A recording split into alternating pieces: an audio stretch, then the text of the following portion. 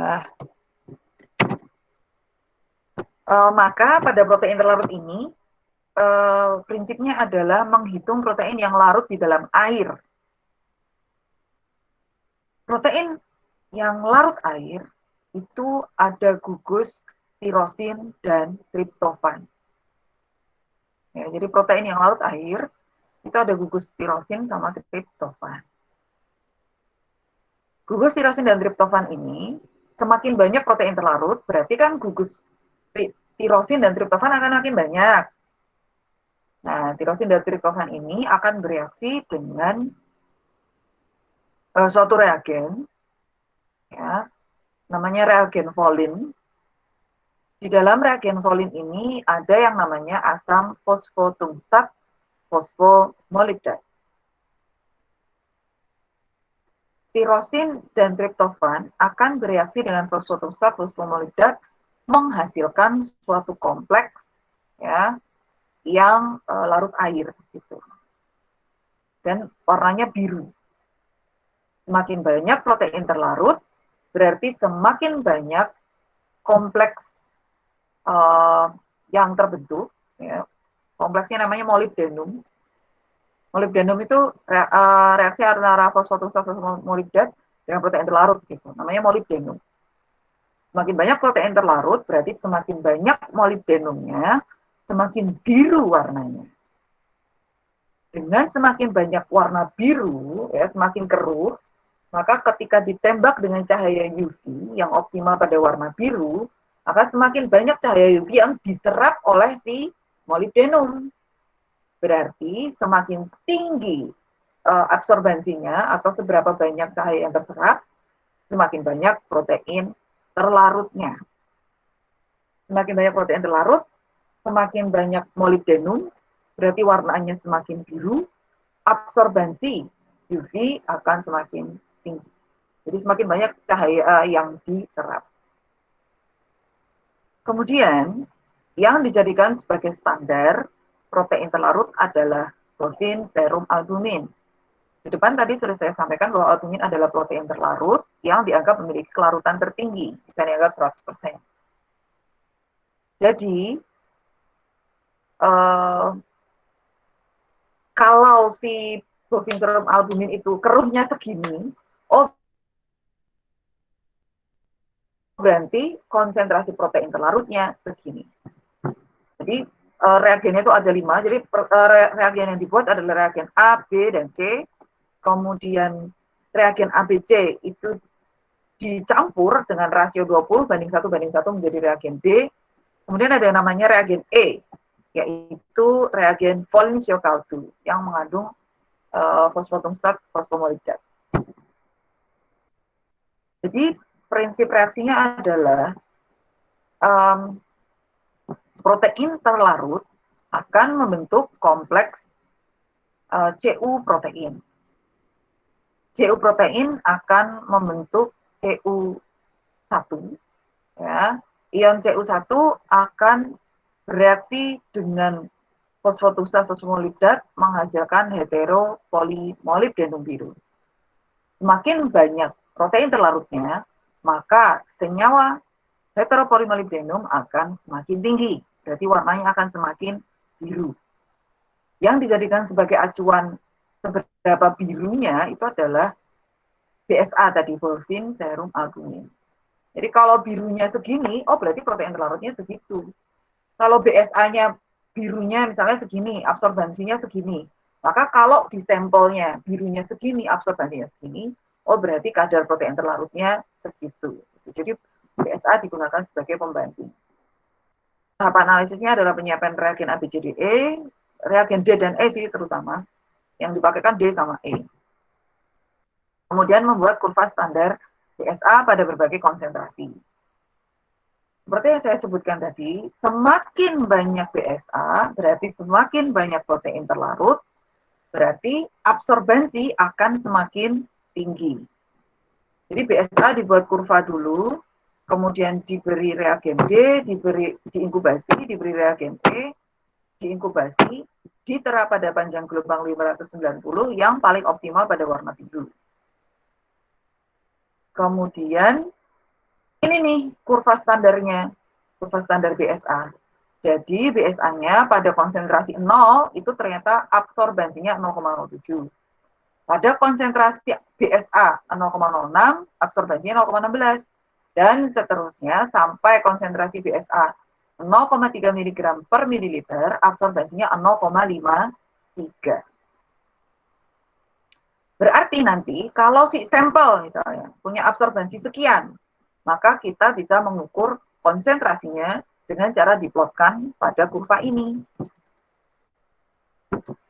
Jadi misalnya nih, misal absorbensi sampelnya itu 0,34 gitu. Absorbensinya 0,34. Berarti berapa tuh konsentrasi protein terlarutnya?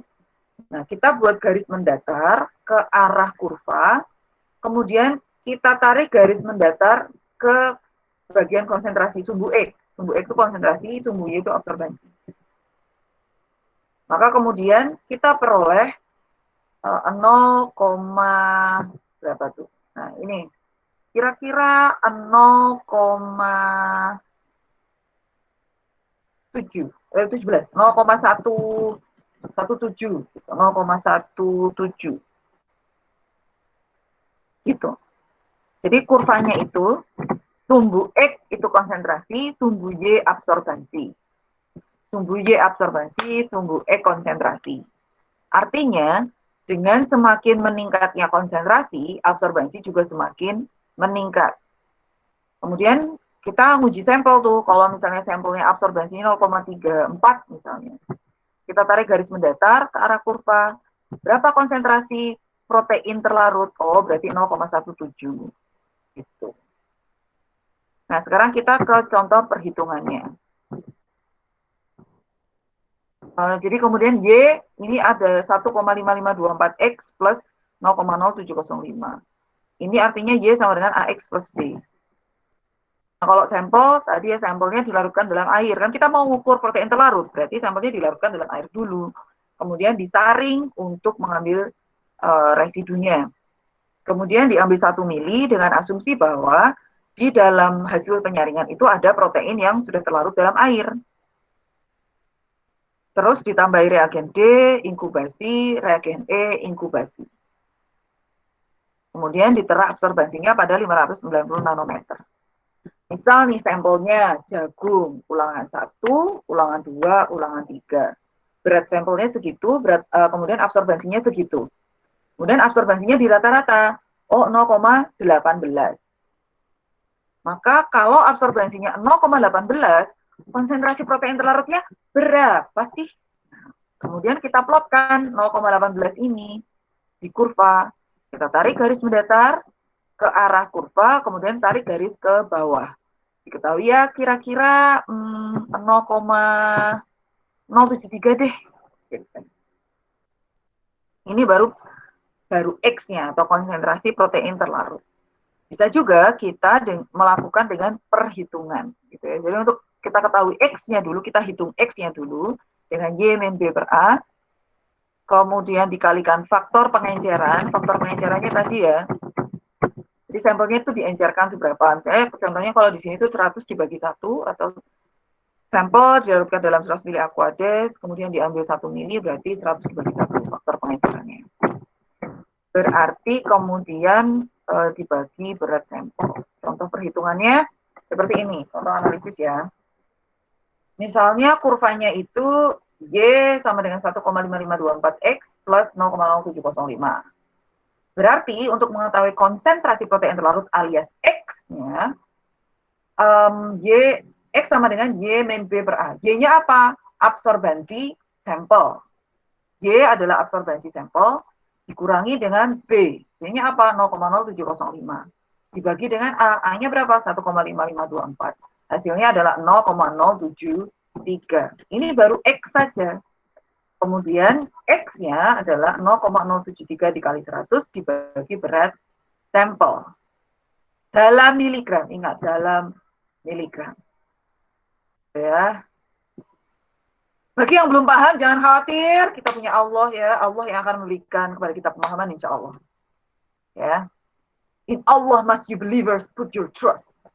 Wahai orang-orang beriman kepada Allah lah, kita menautkan rasa percaya bahwa suatu saat Allah pasti akan ngasih kepahaman, ya. Gitu. Sekarang sudah jam 10:17. Masih ada waktu. Siapa yang nggak paham atau mau menanyakan sesuatu, dipersilahkan. Ya, kita sampai 10:25 kan ya?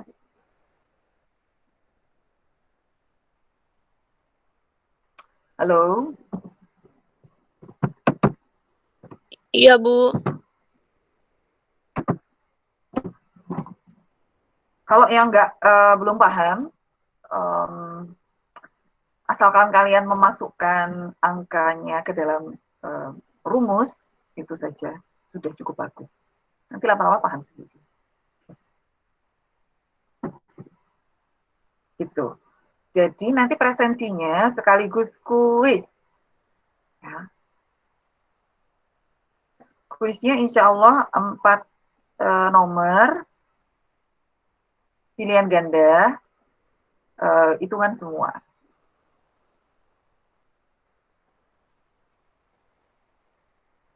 Atau mau 5 nomor?